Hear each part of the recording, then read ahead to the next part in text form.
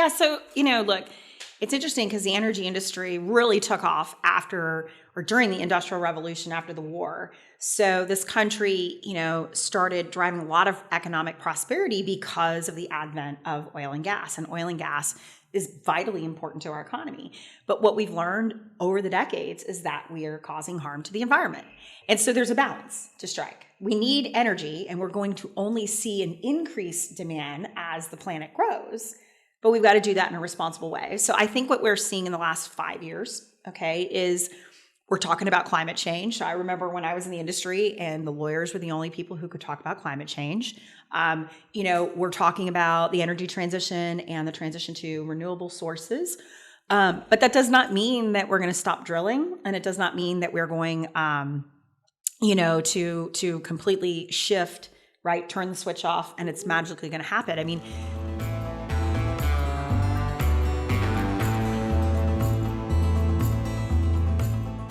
Hi y'all, welcome to the Texas Forward podcast. Today our guest is Katie Mehnert. She's the founder and the CEO of Ally Energy, located in Houston, Texas. She was appointed ambassador to the United States Department of Energy during the Trump administration, to the National Petroleum Council by the Biden administration, and she's testified before Congress on the clean energy workforce of the future. Globally recognized as an author and a speaker, Katie has been featured in Forbes, Scientific American, CNN, Newsweek, CNBC, and South by Southwest. In 2020, she published her first book, Grow with the Flow: Embracing Difference, Overcoming Failure, and Progress with Purpose. Today, she sat down with Texas Forward Communications Director Julie Kornegey to discuss energy and the possibilities she sees for America with the Forward Party. We hope you enjoy, and don't forget to like and subscribe.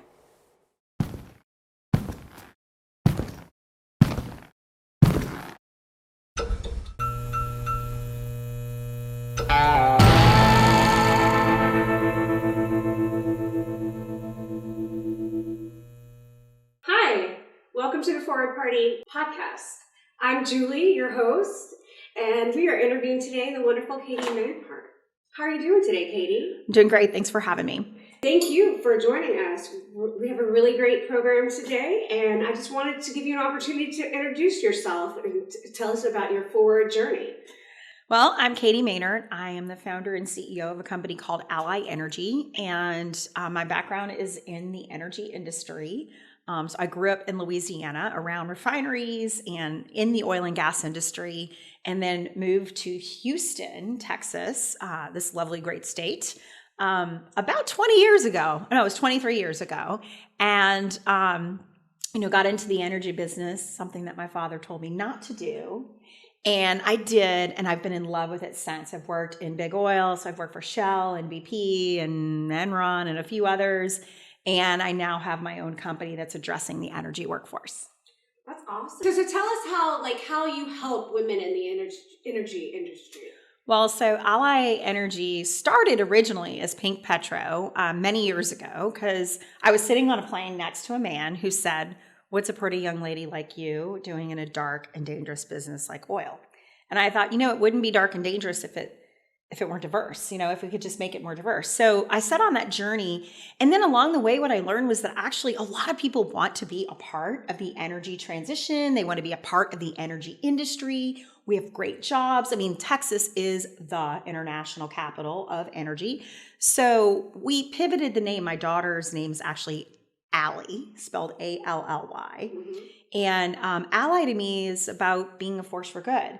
And, whether you're a woman or a man or you're a person of color or, your age, your background. So what I started to see is that we really needed to focus on diversity broadly, because if we're going to change things in this country, particularly around energy, we've got to represent the community. We've got to represent society at large. So that's how I kind of got into it. It's been 8 years.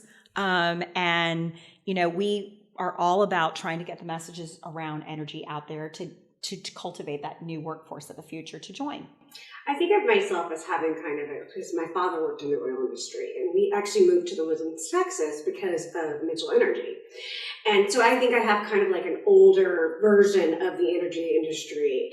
Can you bring us up to speed on what is important now it's like, I know we spoke about drilling, and that was something very central to my childhood. My father spent a lot of time on rigs and stuff like that. But now, what are we doing now? Yeah, so, look, it's interesting because the energy industry really took off after or during the Industrial Revolution after the war. So this country, started driving a lot of economic prosperity because of the advent of oil and gas. And oil and gas is vitally important to our economy.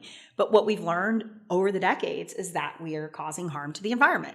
And so there's a balance to strike. We need energy, and we're going to only see an increased demand as the planet grows.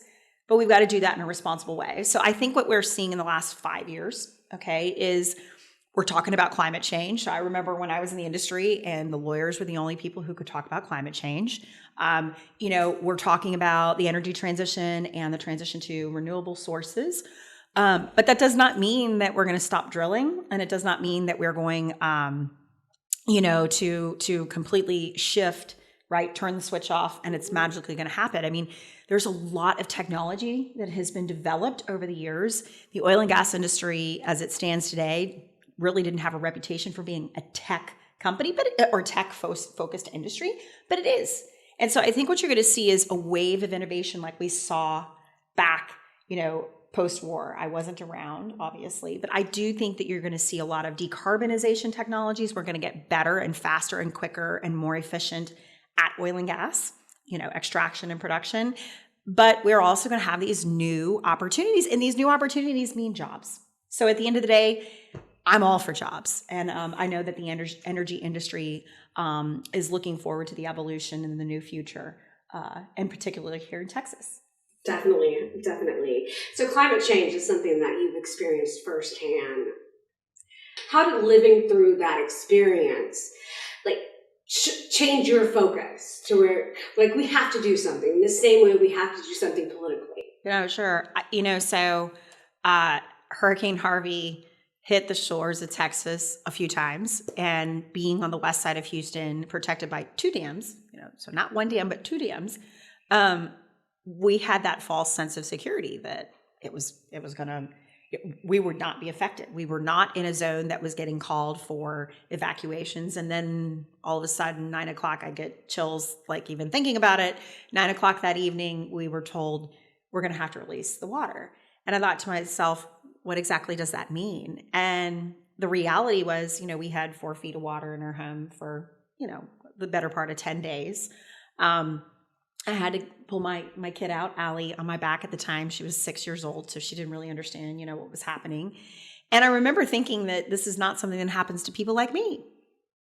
This happens to other people, except that guess what? It's happening to everyone. It's happening to disadvantaged communities who, by the way, don't come back from these situations, okay? And then it's happening to high wealth communities where you've got executives who are saying, hey, I've got water in my house. So I think it was a wake-up call. I think it was a wake-up call for the energy industry. I know it was a wake-up call for the city of Houston. Mayor Turner, the city of Houston, the Greater Houston Partnership, many of the energy companies that call Houston home and Texas home came up with a climate action plan to say, what are we going to do differently, right, about this next, evolution of energy. So I like to tell people, I have absolutely benefited from a great career in energy, and I still it's not like I don't recommend people, right, to not get into energy, but I am also keenly aware of what Mother Nature is trying to say to us, and that is we've got to do something different. But I have no doubt in this world, with the ingenuity of the oil and gas industry, the ingenuity, of the coasts, so the Gulf Coast, the West Coast, the East Coast, right, that this country will find solutions that will decarbonize our atmosphere, and we will find new sources that can drive new jobs. So that's awesome. As we continue to evolve and jobs disappear, but then we get jobs in the energy as we continue to work towards a path forward from an energy perspective, and also as technology increases and everything along those lines. Yep, definitely. So how did you hear about Ford, and what was your first I need to join this party kind of moment? Well, interestingly enough, I heard about Forward on Twitter, which I absolutely can't stand Twitter. So I'm on Twitter. I'm a pretty public figure. So there's a little bit of that. I have to keep up with the Joneses. I have to be on different channels. And I just remember Andrew Yang, because I followed Andrew Yang, followed all of the candidates, quite frankly, because I'm interested in, seeing change. And he made a couple of statements about Forward Party, and I just reached out to him, and we get into this conversation on Twitter, and I'm thinking, this is kind of cool. I'm talking to Andrew, and I told him, I said, look, I'm trying to bring harmony and I'm trying to bring forward energy in this country because it is super politicized, like everything else is politicized. And he said, hey, you need to come. We're going to have our convention in Houston. You should come. So personal invitation from Andrew, said, okay, as long as I get to meet you. So I went to the convention. I was really, really, really, for the first time, I didn't feel like my head was in the sand. I mean, years of not feeling like I was voting for the right things, or at some point I stopped voting. It's just terrible to say that, but in this country, we have this beautiful thing called voting and democracy. But when you do not have choices, which inherently is what democracy is about, you kind of become like everybody else. I got kind of tired of hearing it and I was tuning it out. But when I heard, oh, wow, there are actually more people out there like us in the rational middle, then I need to go hear about this because I'm solutions driven. I was always raised actually in a centrist kind of home. So this felt very, very good for me. And that's why I decided to participate. Yeah, and that's what I get when I talk to people. It's like they had just felt like they didn't have any options anymore. It's literally the voting for the lesser of two evils. So like you're doing your civic right to vote, but are you really, when there's so many obstacles in getting candidates that are not necessarily what I like to call the political theater aspect of politics, kind of like the drama. Get in there, let's get some solutions. We go to work every day kind of situation. We're able to complete our jobs. It's time, it's time for government obviously to step up and come to the plate on that. When you say you want to bring forward energy policies, what's on the top of your list? Like what the first thing that we need to, that's a ticking time bomb. Okay, ticking time bomb. First of all, the American public and our elected officials who shape policy need to understand the fundamentals of energy, period. So many years ago, the golden age of manufacturing, we made things here in the U.S.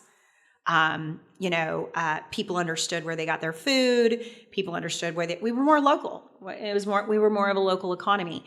I don't think that fundamentally kids, parents, and politicians understand how energy is made and how energy, fits into everything that we do. Energy is the currency of life. That's something that Jeff Bridges said in his documentary, about climate change. It's so important that we have a secure and abundant supply of energy, but that we do that in a responsible way. So for me, what's top of mind is education and advocacy. Absolutely. That's what's going to drive, I think, then sensible policy. What I don't think people seem to understand is that energy equals jobs, and jobs are things that all, I think, Americans, right, want. So at the end of the day, for me, it's about getting people engaged and activated. I kind of liken it to, when Uncle Sam came out and there was the draft and we were trying to get, young men to join our military, right? I feel like we kind of need something like that in this country, because next to our economy, which is inextricably linked to carbon, okay, we are a carbon economy, environment is right up there. And I think this is a unique opportunity in our history to do something, and America needs to lead the way. So by education and advocacy, you think will eventually lead to the solutions that are absolutely needed? Conversations. I mean, here's the thing. We don't have conversations in this country. No. We tweet. We yell at each other. That's how we think we're going to come to an answer. And I remember the days when you could disagree with your neighbor, but still have a beverage in the backyard, arm wrestle, and we all loved each other, right? And we respected each other. So I think, social media, I think the decentralization of the internet, a lot of these things that have happened over the course of the last decade have taken us back. And it did not help that COVID put us behind screens even more. So we became less engaged, right? Less having this eye-to-eye conversation as opposed to, hiding behind a computer. So I kind of believe that that's really where any solutions start, is getting people to have conversations and hearing each other and then driving forward solutions. And I know that's what this party is about. It's about solutions. And that's actually what I think we need to be focused on, is how do we drive solutions forward so Americans all benefit? 100% agree. I also, when I think about why we are the communications committee that are also hosting this podcast, I think about our general role is to educate, but also engage, because we have people coming from diverse backgrounds and we have to listen. Yes. And only by listening and learning from our fellow Americans, I think that we will really start to see the shift and change. Yep. So we have to hit the reset button. And that's what I love about Forward, is it's kind of like that mental reset on politics to kind of help us move forward on the entire spectrum. Now, when you talk to Andrew, what was he Andrew and the party in general receptive to the new approach towards energy? Oh, sure. I mean, look, I don't agree with all of Andrew's politics, just like I don't agree with, generally, I don't agree with one candidate's politics. I've never been a straight ticket voter, now I know that's common because actually it's a very lazy way of in my opinion, of giving voters options, like just vote your party ticket. But if you start looking into what people's feelings are, what their values are, where they're coming from, you start to get to know that actually we're a little more alike than we are different. But I get back to, again, if you're not having conversations, if you're not engaging and activating and having respectful discourse, then you're not going to get, to those answers or to those solutions. So very open. I loved going to the party convention, which was my first convention ever. I've watched the conventions on TV, and, my parents were pretty active in Louisiana politics when I was younger. And so to be a part of that, to sit in the room, to hear, how many Republicans are in the room or former, Democrats, and seeing that we were 50-50, and the conversations we were having about really tough topics, right? Immigration, abortion, energy, environment, border, all of those things. It feels like my people, is like what I like to tell people. I feel like this is my tribe. This is where the reasonable people are. And I actually have a belief, and the data shows, as the Pew data shows that now more than ever is the time for a third party movement.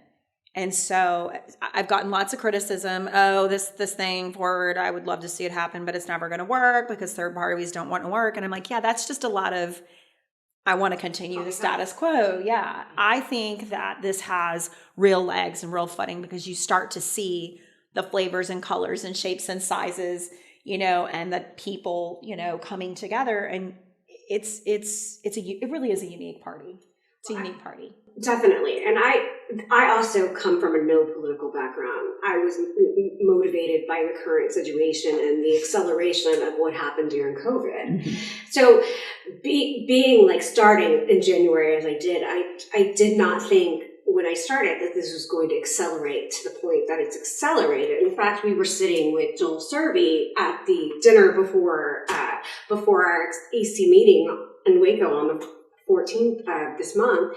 He said he's worked in politics his entire career, and he's never seen this kind of momentum in his entire political history. And I kind of continue, because I know politics, I feel like there's a lot of roadblocks, a lot of people who are going to say, oh no, you can't, never been done before. I'm echoing my father right now. It's never been done before, and so I feel as you is this is the right time. We are in the right course of history, and we're yes, this is the path that we need to take to move this country where it works for everybody. Absolutely. And I will tell you, for people out there that want to really wrap their head around the ethos, or at least from my perspective. I look at the Forward Party and I see a bunch of builders, okay? And actually, the golden age of manufacturing is now coming back to the States because we are spending a lot of money on shoring up our infrastructure, shoring up energy. And so, I tell people, if you want to build something, this is a great place to be. You want to run and maintain and be a part of the status quo, you can choose the other two parties, and I will respect you for that choice. And that's the thing I like about the Forward Party. We're like this entrepreneurial group of people, right? Building something really special, and we get to be a part of what that looks like from the ground up. I think when you look at some of the historical things around previous third-party candidates, they've run big ticket folks, but we need to get the states right. It's all about winning local races. It's all about giving back, the hands to the states themselves, and driving democracy the way that it was intended. I think when our forefathers started way back when. So I look at it as an exciting opportunity. If you want to build something, you want to be a part of something that's inclusive and that's, like I said, solutions driven. This is the party for you. Yeah, and if you're just, and there's just so many levels you can volunteer. I mean, we're obviously doing a podcast, but you can volunteer by hosting an event. You can volunteer if you're a software engineer or along the lines, because it's really a ground up party building experience. And I think that's what it's like. We're writing our own playbook. Almost. Absolutely. It's great. It's awesome. It really is. To circle back on the executive committee meeting that we had in Waco on January 14th, I think, when I went into, I had no idea what to expect as when I went to the convention. It was, I had no idea. But when I left, I felt kind of like the same hope that I felt when I went to the convention. Kind of like a new burst of energy. Okay, let's get to work. Kind of vibe. But I was also struck by how we were such a diverse group of people coming from different walks of life, different professions, but we were able to kind of, there were tense moments, but we were able to come together and act like adults. What was your reaction when you left the EC meeting? So when I went to the EC meeting, it was amazing.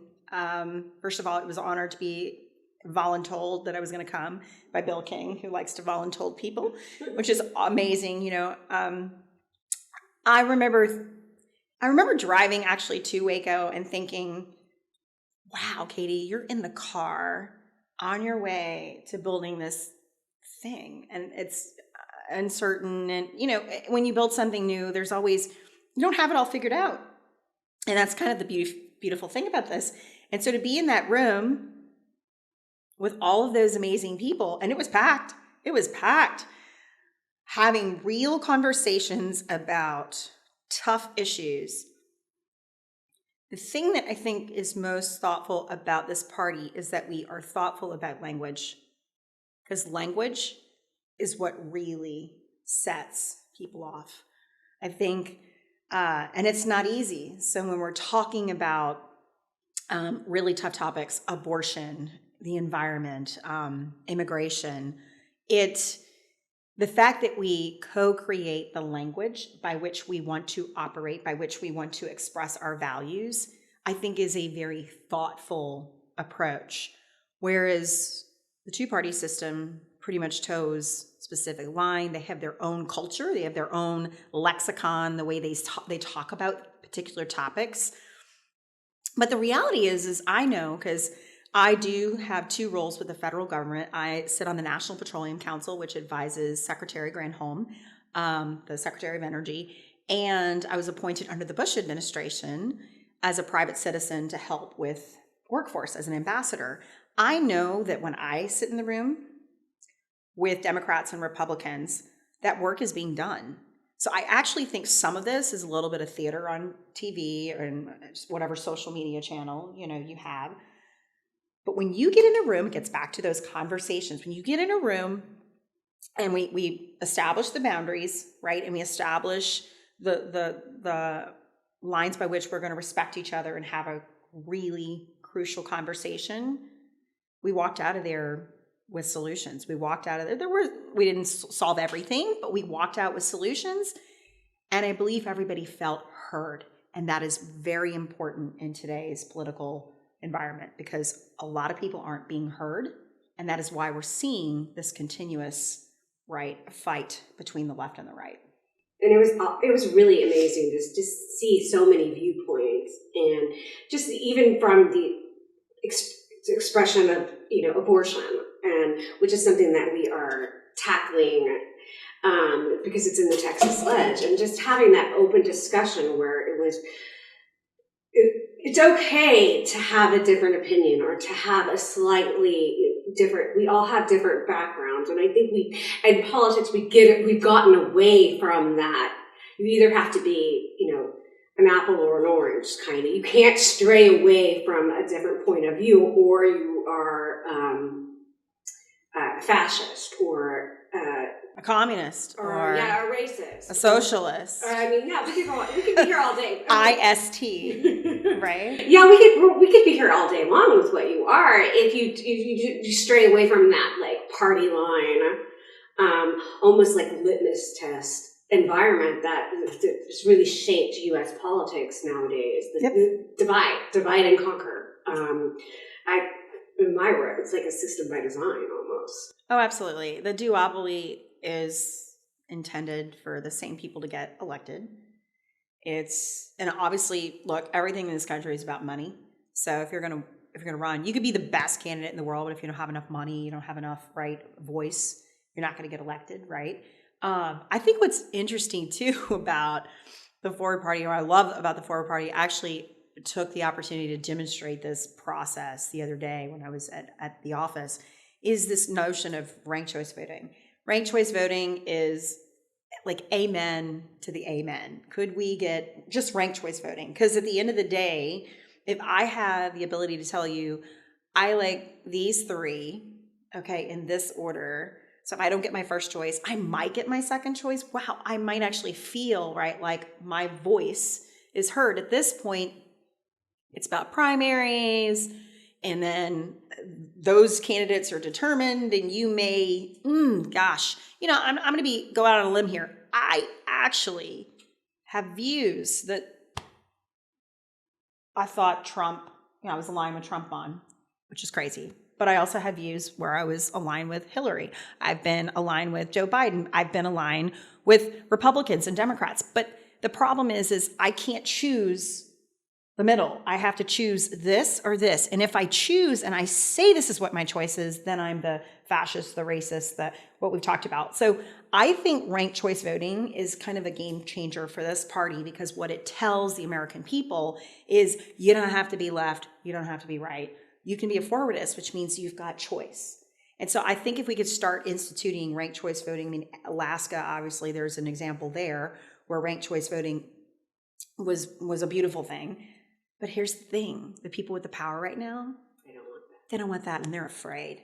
And let me tell you, folks, you should be afraid, because this country has more people in the middle, and there will be a day when the Forward Party will see a sea of candidates, winning, because people want choice. They're tired of being told, you've got to choose between this and you've got to choose between that. Yes, definitely. And I think the beauty of ranked choice voting is the simplicity of it. The easiest way I think of describing it is you go to the grocery store, you want a pack of chips. They don't, definitely with the product shortages these past couple of years, they don't have your Doritos. Okay, so you go to your second choice, Doritos. All right, they don't have that one. Okay, the third. So that to me is the beauty of ranked choice voting, is that simplicity. And choice. Choice. Which is what America is about, is choice. Yeah. Now, of course you say that and someone goes, well, then I guess you're pro-choice, And it's like, but there's an issue right there. Okay, there's an issue right there. If I say I'm pro-life, or if I say I'm pro-choice, again, it's left or right. There's not a sensible, I'm in the case of rape and incest, I guess then I'm pro-choice. Like if I believe, that a woman should have the right to choose, because it is her body, last time I checked, right? There are a lot of women voters out there. I work with a lot of women. Obviously, I'm a big supporter of women. I know conservative women who are afraid to say they are pro-choice because they don't want to be labeled by the party as being a baby killer. Okay? And I'm here to tell you, like, you know what? I think choice is a good thing. Okay? But it's a personal choice. That's why we get back to choice. So I find it so strange too, because like when the masking situation came out and everyone was like, you can't tell me to wear a mask, right? And then we were questioning science and all of that. I looked at my Republican friends, conservatives, and I said, and there were conservatives that were like, no, I'm masking up. Like even my own father, who is a very, very, very right, okay, very, very right person, was wearing a mask. Why? Because he didn't want to die. Did he go and get a vaccine? Yeah. So like we've just politicized we've muddied the water. Like you have to be a certain, this is why I think this reset is a powerful thing for this country. Because if we do not do something now, we will lose our position internationally. Mm-hmm. You know, you got China, you got Russia, you got all those countries that would love to see, right, countries, you know, here in the U.S. Or the country fail. But I'm optimistic. I think the U.S. has a lot going for it, but we've definitely got to change the way we make policy in this country. And that starts with being kind, being inclusive, and being rational. Yeah, I think a lot of people approach, choice, like, I know we keep coming back to abortion, and it's like, I mean, I'm very proudly pro-choice. I, believe in a woman's right to choose whatever she wants to do. But you also, when I say that, I have people saying, well, do you believe that they should be able to at their 9th month of pregnancy? And I'm like, wait a minute, jump back. Why do we have to go there? Why do we have to make it about that extreme? Like, how many people do you know that are lined up and like at 9 months and they're like, Claire? Yeah. Well, and I think the data even shows that a lot of people there are more people that are pro-choice, but for very specific reasons, right? Mm-hmm. The health of the baby, the health of the child, the health of the mom, right? But then you see these people who say, oh, well, it's done out of convenience. I look at this and say, why are we having this debate? Okay. At the end of the day, fundamentally, and I'm a woman, I should have the right to make that choice. Now, would I make that choice that you mentioned? No. I wouldn't personally make that choice. That's not something that I could do. But that's a personal, private choice. So I can have this conversation, but I can also, my friend, have the conversation about the fact that the government is spending too much money, the fact that fiscally we need more discipline, the fact that I hate government regulation. I don't like taxes, okay? So my Republican brain, my Republicanness can come out in the fiscal side of things, but when it comes to social issues, I can be blue. So I tell people, I remember before I even heard about Forward, I ran around and told people that I was purple because it's okay to be purple. In fact, we need more purple. Purple is what drives solutions. Division is what drives continuous division, distraction. And that's actually when, at some point, when this country is distracted, we're killing each other, we're having the problems that we're having already, the internal civil war, right, type stuff. That's when other nations are looking. Absolutely. And so that's why I tell people it's a national security item to fix this political system that we have. We've got to fix this political system. It's going to come from within, and it's going to come from the voters.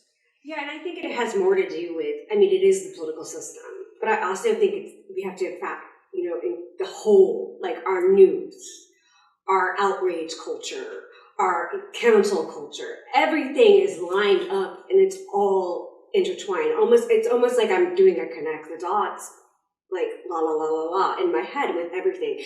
Everything is connected. It's all, it's like what, there's something rotten in the state of Denmark kind of situation. Pulling out some Shakespeare, but definitely it's a whole issue. It's all intertwined, and they're all working together to either, I don't want to say spread misinformation, but kind of focus on those hot button issues, like whether it be mask.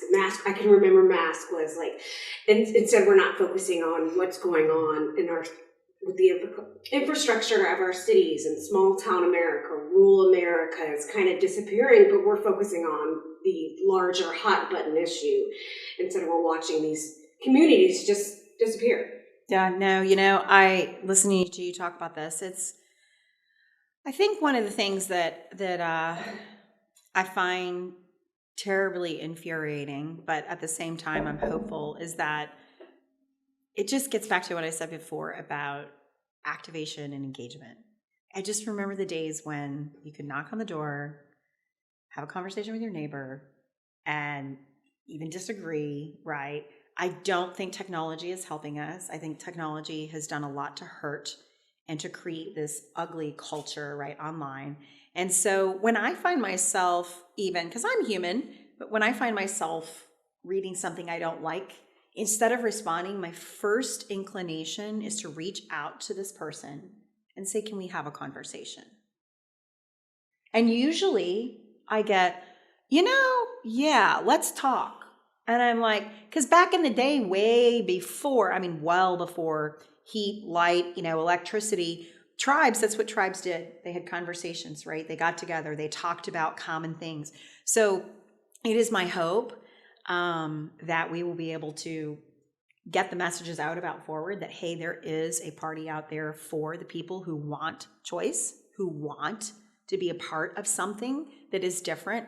We do not have every solution defined. I'm so sick of this question about what's your platform? You know what our platform is? Principles. Like, do you really vote on a platform? Like, people don't vote on a platform. People vote on emotion. They vote on, oh my gosh, you believe this way, or you believe this candidate, or you believe, no, in my mind, principles are values, and values is how you articulate who you are. So I love that this party is principle based. The one word that came to me almost immediately when I went to the website was not just the word forward, which made me feel like, oh, finally, right? But it was, diversity and inclusion. Like, you can have your diversity of thought. You can have your own view, and you can be respectful, right?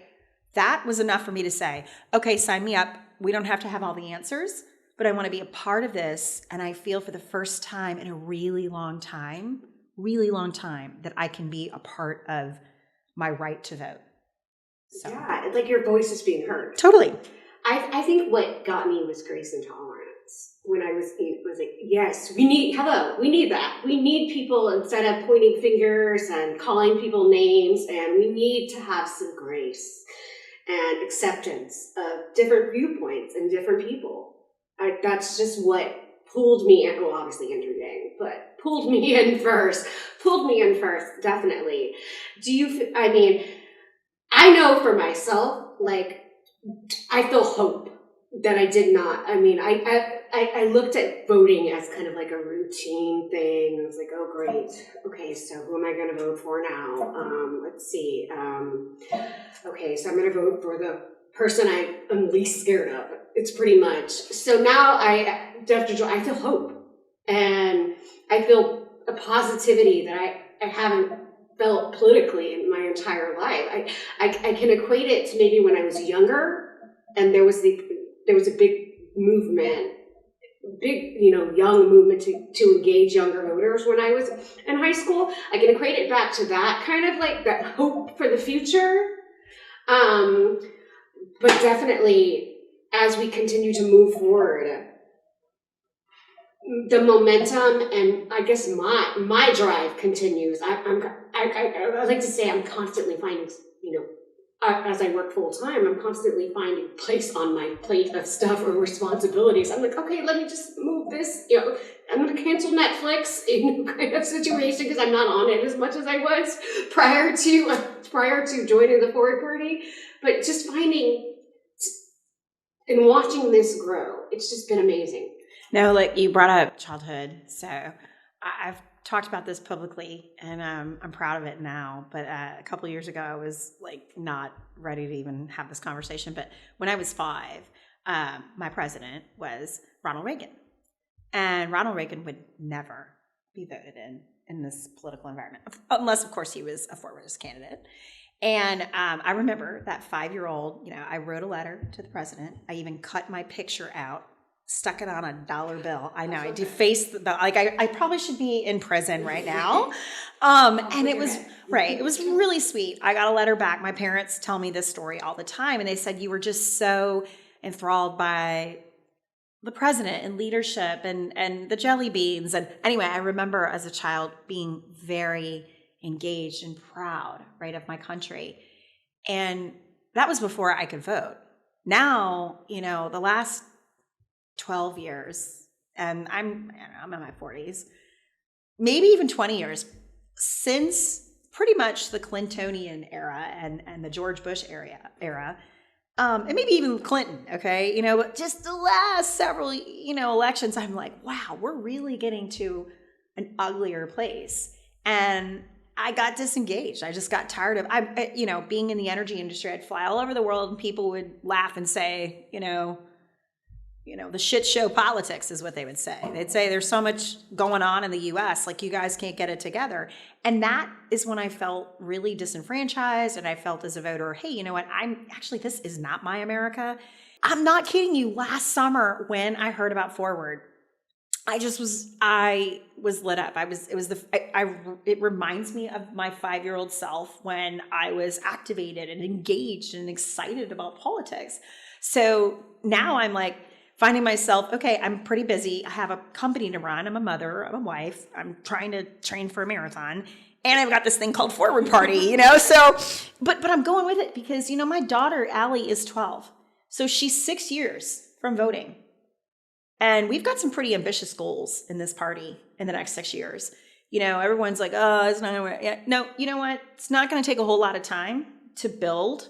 And at some point, I know we're going to see the Forward Party on every state, and we're going to see the Forward Party on federal elections. And I'm very excited about that. I 100% believe that. I do believe. I love that Texas is leading the way, considering. Totally. I love it. I just love it because, oftentimes Texas is seen by the lens of our elected officials, whether it be our governor or, senators, or, we're seen as kind of judged by our elected officials and the color of our state. Yes, the color of our. But wouldn't it be great if our state was purple? Right? Right? Super. Like all of a sudden there'd just be a wave of purple, not a wave of blue or not a wave of red, but purple. There's a purple. Purple. Yes, Purple. I love it. And in fact, I was going to tell Andrew and company, not that we need to do this, but why isn't the color purple? Why it's got to be red and blue? I get it. We're trying to appeal to two, right? Very polar opposites, but no, I'm with you, and I'm happy to see Texas lead the way. But Texas,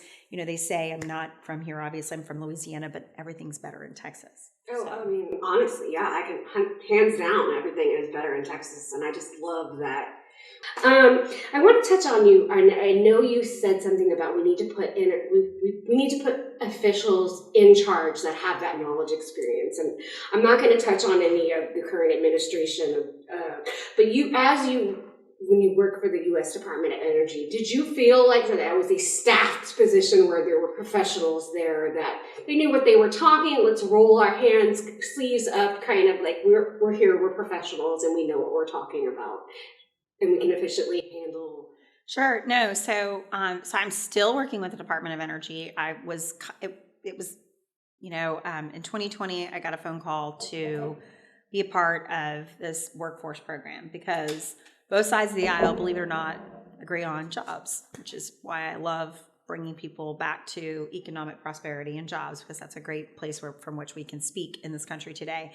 And I will tell you, as it's a non-paid position, I, again, voluntold, would you please, serve the country? And so I said yes. And then when the Biden administration came in, they asked me to stay around. And I like to liken that to the fact that I do come from the middle perspective. And I do think that we have a gap in our knowledge and our policymakers. If we had sound policy, even back in the Reagan days, we didn't have sound policy. We've had, the oil embargo issues in the 70s, to which I was a very young child, but I read about. And a lot of the issues that we've had over the years is because we've never really had a consistent policy over time. And, but America leads the way, when it comes to energy.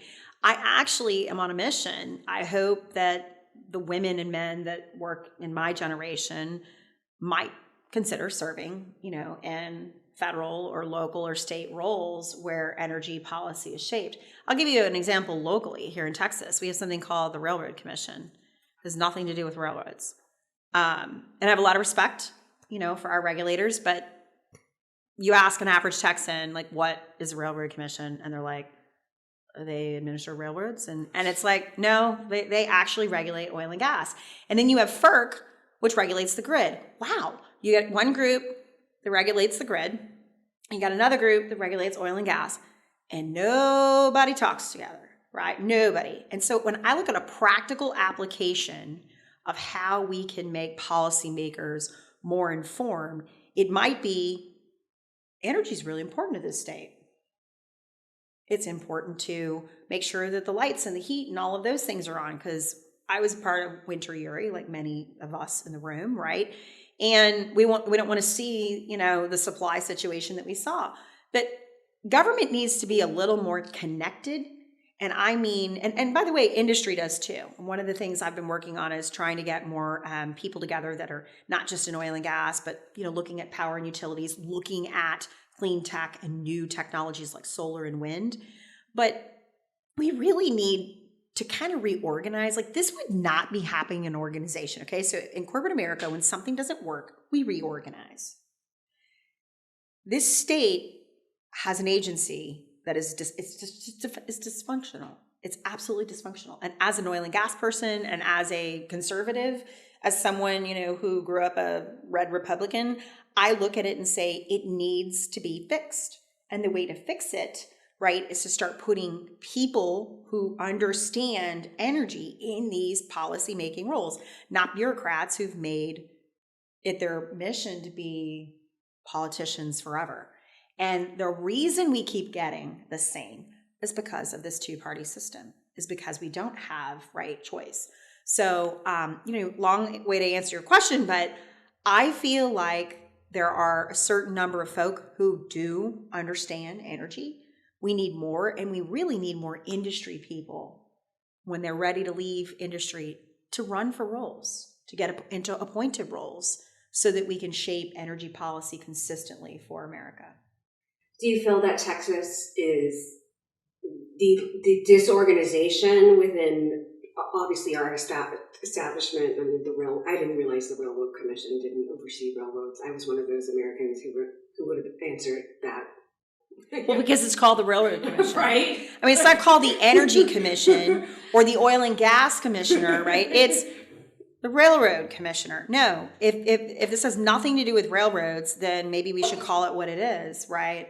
And had there been more coordination between FERC and the oil and gas regulators, would Uri have happened?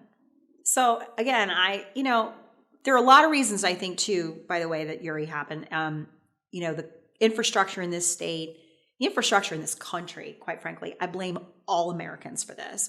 We want everything cheap, we want it reliable, and we want it now. And the problem with that is when you don't invest in your infrastructure, you don't invest in making changes to your political system, right, so that they continue to work for the people, well, you get what you have right now, which is not a whole lot.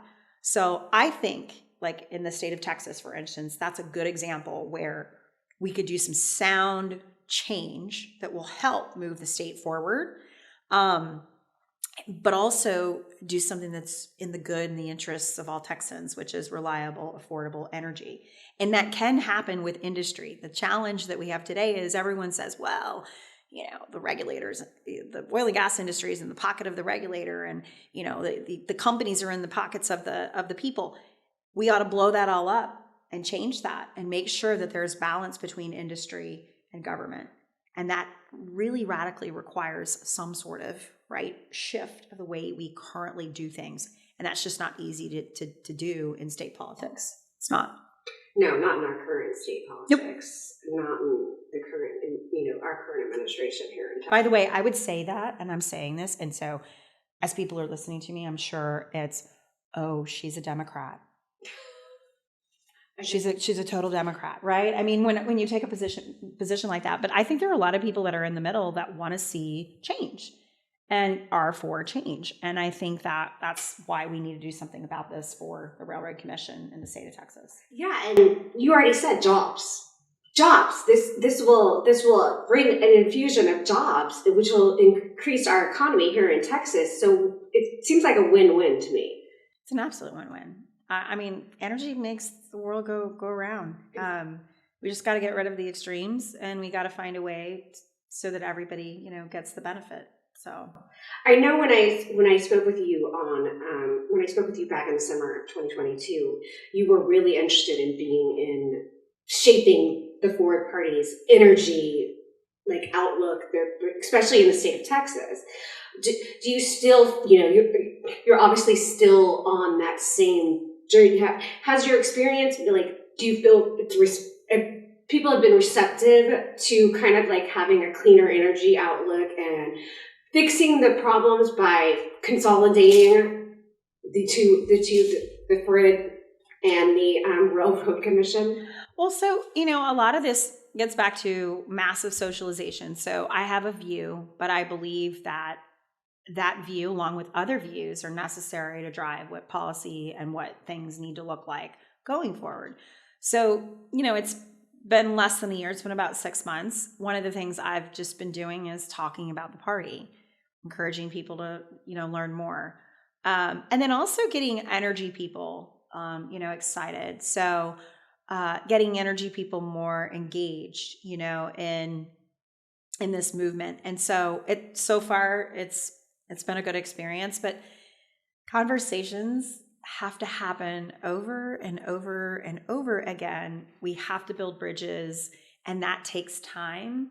And that's why I like the vision of the Forward Party and the approach we're taking by building this bottoms up, because it's harder, but that's what drives a more sustainable future for the party. I think what you hit on a really good point is this is not something that's going to happen overnight. It's going to take time, and it's going to continue. I look at it as you try something, then you fine tune it, then you try it again. Definitely this podcast is something that when we first initially tried it, we are taking a different perspective on how we're going forward with this podcast. And we'll continue to do that and continue to reshape, evolve, and get better and better. And I think we need to take that approach to politics. We need that we need to throw out the rule book, get the money out of politics, and kind of come together and try something, see if it works. No, you're absolutely right. Look, the reason the duopoly is the status quo is because it works for them and they don't want to change.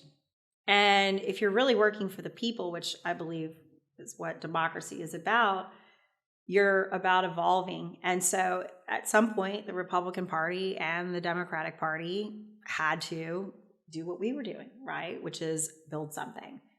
But it just doesn't work with the two-party system. And that's why I think Forward has a really good shot at being able to galvanize the middle and drive solutions forward for the country. Yeah, I agree 100%. I've been saying this since day one. There's never been a better time for the emergence of a third party, and our new party is, we're a new kind of party.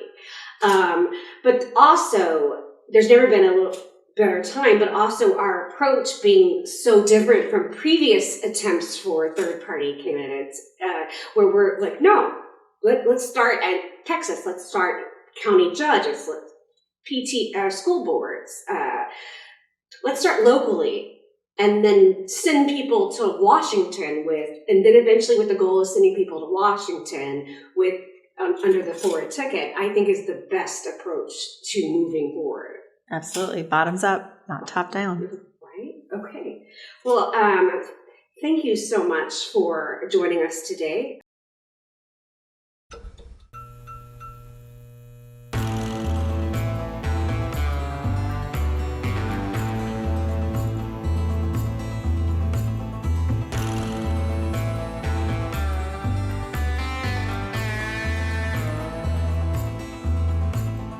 And we're going into our section we like to call Rapid rapid fire. Okay. So these are some, hardline questions. So prepare yourself. Prepare yourself. What is your favorite thing about Texas? The people and the food. I mean, I'm from Louisiana, so I'm a Cajun, and I should probably say the people, because I might get, excommunicated from Louisiana, but the food and the people. I mean, the culture here is amazing. It's such a great, diverse state, and that's what makes me proud to be a Texan. Awesome. How about your favorite movie or book? So I would say the most recent book that I read that was fascinating, it's really linked to right now, is Ray Dalio, a famous economist, has a book out about the changing world order. It's 500 pages. So it's a bit of a read, but I'm one of those people that gets on long haul flights and wants to get through a book. But it's this big, and he really talks about the super cycle. He talks about the political upheaval. He talks about the rise and fall of nations. So go read the book. It's a little scary. It has some parts to it, where he looks at history and kind of looks at the how economies have fallen because of political upheaval. So, but I'm very confident that the Forward Party is going to fix the challenges that Ray sees in our near future. Yes. Are you a dog or cat person? I'm a total dog person. I've got a golden doodle. She's 13 years old. She acts like she's 2. So they are children. Yes. So what is the one cause or thing that you are most excited about? I mean, I feel like we've already covered this question, but something separate from energy. What is something separate from energy that you are most excited about taking on with the Forward Party? So I have to look back to my true north, who's my daughter, and obviously my husband, but my daughter, Allie. I was very lucky to have her. I was not supposed to be able to have children. And Allie, I want to leave Allie in a good place. So, if something happens to me, whenever that happens to me, we don't get to choose when we leave, Mother Earth. But at the end of the day, I want to know that I was a part of something that was leaving a legacy for her generation and taking truly, my work forward, my life forward, and giving her something that she can be proud of for the future. So it really kind of fits in line with all the reasons why I'm involved in this. That's awesome. And on that note, I think all of us want to leave a better future for my fur babies, definitely. And for my nephews and as well. Thank you again, Katie, for agreeing to be our podcast guest. And thank you, listeners, for taking the time to get to know Katie. And we hope to see you again. Be sure to like and subscribe.